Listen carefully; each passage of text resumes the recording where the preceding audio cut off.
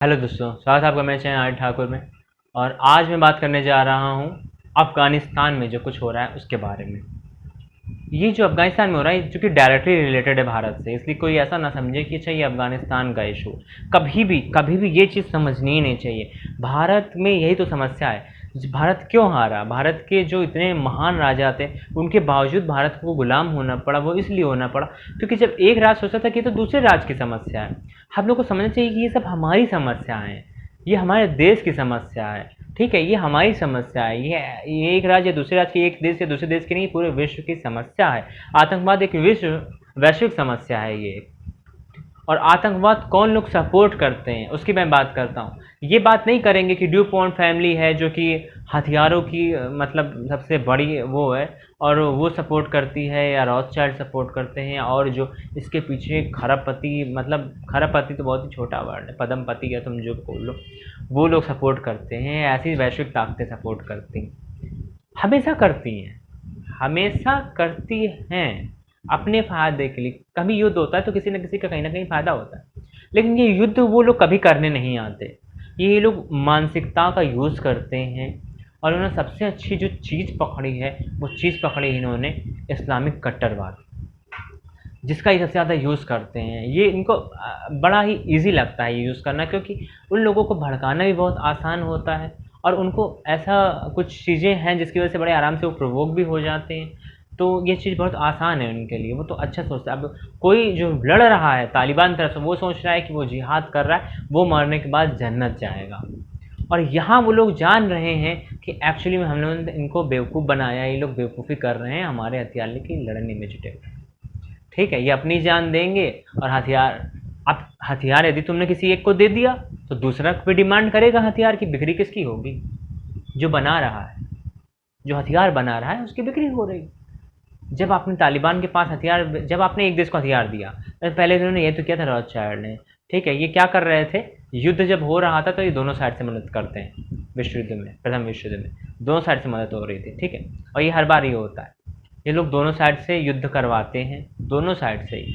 कभी इसका पल्ला भारी, कभी उसका पल्ला भारी, कभी वो हथियार ज़्यादा खरीदे, कभी वो हथियार ज़्यादा खरीदे, और दोनों में जिसका लॉस होता है उस पर ही खुद हावी हो जाते हैं। तो ये काम करते हैं। लेकिन यहाँ बात थोड़ी सी अलग है।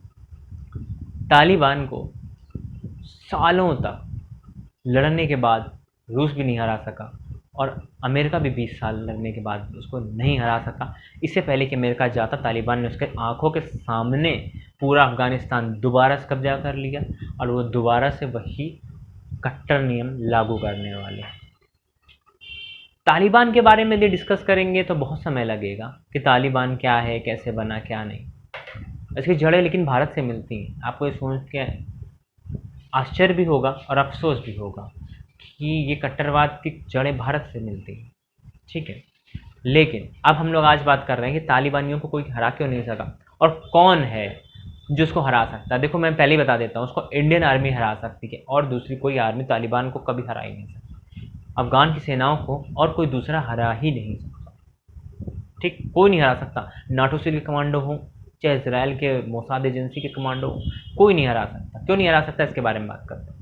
जैसा आपको पता है कि रूस बहुत शक्तिशाली देश है, अमेरिका बहुत शक्तिशाली देश है, महाशक्तियाँ हैं दो। बहुत समय तक रूस लगा रहा लेकिन हरा नहीं पाया, क्योंकि तालिबान या अफगानिस्तान जो है, अफगानिस्तान पहाड़ी एरिया है, और पहाड़ी एरिया है इसलिए वहाँ पर लड़ने का अनुभव सबको नहीं होता। जहाँ पे जो पहाड़ी एरिया नहीं है, जहाँ पे इनको एक्सपीरियंस नहीं है, वो लोग वहाँ जाके फेल हो जाते हैं। रूस भी वही जाकर फेल हुआ। और वो लोग क्या करते थे कि मारने के बाद पहाड़ों में छुप जाते थे, और पहाड़ों से आईईडी ब्लास्ट करते थे। आप किसी की गाड़ी जा रही है तो उसको ब्लास्ट कर देते थे। ठीक है, लगा के अब पता नहीं चलता था पहाड़ों पर। पहाड़ों पे जब चाहे वो रास्ता बंद कर देते थे, तो पहाड़ ही उनकी वजह से। और आप जानते हो, इसी अफगानिस्तान की पहाड़ियों में छुपते छुपते इतने समय तक ओसामा बिन लादेन जिंदा रहा था। लाख कोशिश की अमेरिका ने उसको मारने की, लेकिन वो अफगानिस्तान की जो पहाड़ियाँ हैं वो बचाती रहती हैं। वो क्या बचाती हैं, वो लोग बचते रहते हैं छुप के वहाँ पर। उनको मारना आसान नहीं। मैदानी लड़ाई में बहुत आसान है कि आप किसी को भी ऊपर से ड्रोन से मार सकते हो, लेकिन जब वो पहाड़ों में छुप जाता है तो आपकी नई टेक्नोलॉजी भी ठीक से काम नहीं करती, और पुरानी टेक्नोलॉजी तो आप कुछ कर ही नहीं सकते उनका। ठीक है, ज़मीन पर उनसे लड़ना बहुत ही मुश्किल है। और पहाड़ों की ऐसी सुरक्षा है कि आपका हवाई हमला भी बेकार जाता है। अमेरिकन बहुत हवाई हमले की, लेकिन फिर भी वो तालिबान को ख़त्म नहीं कर सका। तो कौन ख़त्म कर सकता है? आपको जानकर गर्व होगा, ये वीडियो देखकर आपको गर्व होगा, इसलिए ये वीडियो मैंने बनाई। हमारी भारत के जवान किसी भी आर्मी से लड़ सकते हैं और वो अफ़गान की सेना से भी लड़ सकते हैं। इसका मतलब ये नहीं है कि मैं चाहता हूँ कि भारत की सेना को अफ़गानिस्तान भेज दिया जाए, बिल्कुल नहीं, मैं ऐसा बिल्कुल नहीं चाहता कि हमारे एक एक जवान की जान बहुत कीमती। लेकिन मैं थ्योरेटिकली बात कर रहा हूँ आज कि कैसे वो लोग हरा सकते हैं, कैसे हरा सकते हैं। पहाड़ की लड़ाइयों में, पहाड़ी लड़ाइयों में हमारे गोरखा सैनिकों का कोई मुकाबला नहीं। उनको जितना एक्सपीरियंस है, वो बचपन से ही पढ़े होते हैं, पले बड़े होते हैं उसी एरिया में, उनको जितना एक्सपीरियंस है उतना एक्सपीरियंस और किसी को नहीं है। चाइना की जब लड़ाई हुई थी तो चाइना भी जानता है गोरखाओं की ताकत क्या हो। गलती से उसने गोरखा से पंगा लिया और फिर उसके बाद में क्या हाल हुआ, चाइना खुरपी से गले उतार दिए गए। तो ये पावर है गोरखाओं की। तो कॉम्बैट फाइट या किसी भी तरीके की फाइट में गोरखाओं को पहाड़ियों पर कोई नहीं हरा सकता, कहीं नहीं कोई हरा सकता, लेकिन खासकर पहाड़ियों की बात कर। दूसरे नंबर जो ज़मीनी युद्ध की बात है, जो ज़मीनी युद्ध की बात है, तो हमारे राजपूत रेजिमेंट और सिख रेजिमेंट, आपको पता ही होगा, आपने यदि पिक्चर देखी आपको पता होगा कैसे सिखों की अफ़गानों से लड़ाई हुई थी और कैसे 21 सिखों ने हज़ारों अफ़गानों को मारा और लाखों अफ़गान होने के बावजूद भी गुरु गोविंद सिंह को पकड़ नहीं पाए थे। तो ये जो ताकत है ये सिखों की, ये सिखों की ताकत भी एक्चुअली राजपूत और सिख एक ही समझो आप, क्योंकि पहले जो सिख कम्युनिटी में जो भर्ती होती थी वो हमारे राजपूतों के जो बड़े लड़के होते थे, जो हमारे क्षत्रिय क्लैन के जो बड़े लड़के होते थे, वो हमारे सिख कौम में जाते थे सिख बनने। सिख मतलब ही योद्धा है, सिख लोग योद्धा ही थे। सिख और राजपूत रेजिमेंट की कोई बराबरी नहीं। जब हम लोग बात कर रहे हैं कि यदि बात करें प्रथम विश्व युद्ध में भारत ने साथ जब दिया तो इंग्लैंड का साथ दिया, तो वह बहुत ही मतलब अफवाह उड़ी थी जापान में, जापान के लोगों में अफवाह उड़ी थी कि भारतीय लोग जो हैं वो इतने खूंखार हैं कि वो मारने के बाद में खा जाते हैं। ठीक है, मारते तो मारते हैं, मारने के बाद में खा जाते हैं। ये कैसे अफवाह उड़ी थी कि पता नहीं, ये बिल्कुल कोरी अफवाह थी। ये बात तो आप भी जानते हो कि हमारे यहाँ पे क्या है कि हम लोग कभी भी शौक के साथ कोई बर्बरता कभी कभी कभी नहीं करते ना, कभी हम लोग के कभी दिमाग में ये चीज़ें आती। जब पाकिस्तान वालों ने किया था हम लोगों के साथ, देखा था आपने किस तरीके से उन्होंने क्या किया था भारत के जनों के साथ, खासकर जब मनमोहन की सरकार थी, क्योंकि मनमोहन ऐसे प्रधानमंत्री थे कि वो क्या कहें उनके बारे में, पुराने प्रधानमंत्री क्या कहें उनके बारे में, तो आप जानते हो कोई कुछ भी कर सकता था हमारे साथ, कोई हम लोगों को कुछ छूट नहीं थी।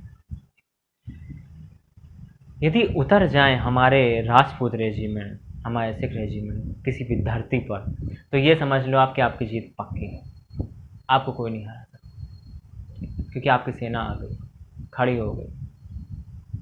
राजपूत रेजिमेंट के योद्धा जब हर हर महादेव का नारे लगाकर किसी भी सेना से लड़ने में उतरते हैं तो फिर वो काल बनकर टूटते हैं। ये ताकत है हमारे भारतीय नौजवानों की। इस ताकत पर लगातार कुठाराघात हो रहा है, और कौन कर रहा है? आजकल का समय कर रहा है। पहले एक समय हुआ करता था, गांव का हर एक लड़का फोर्स में जाना चाहता था, हर एक लड़का फोर्स में जाना चाहता था। आज सब कोई टिकटॉकर बनना चाहता है। अभी भी हमारे गांव के बहुत लड़के हैं जो फोर्स में जाना चाहते हैं, ठीक है, लेकिन जो शहर के लोग हैं वो इतने कमज़ोर होते चले जा रहे हैं, उनकी शैली ऐसी बदलती चली जा रही है कि अब सब कुछ चेंज होता चला जा रहा है। किसी भी चीज़ में पार्टिसिपेट करने से बचते हैं, उनके लिए पबजी ही एक्चुअली में लड़ाई है।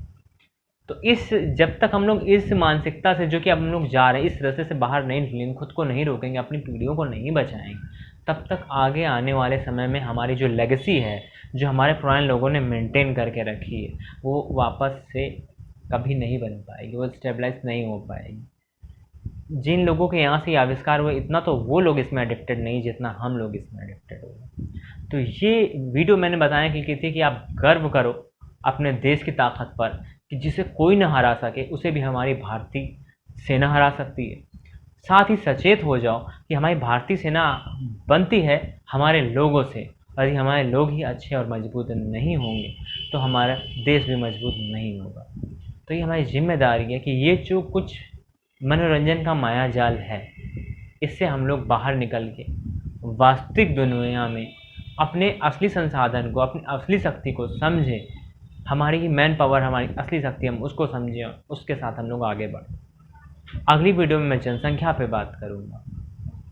मिलते हैं नेक्स्ट वीडियो में, तब तक के लिए गुड बाय, टेक केयर, जय हिंद, जय भारत।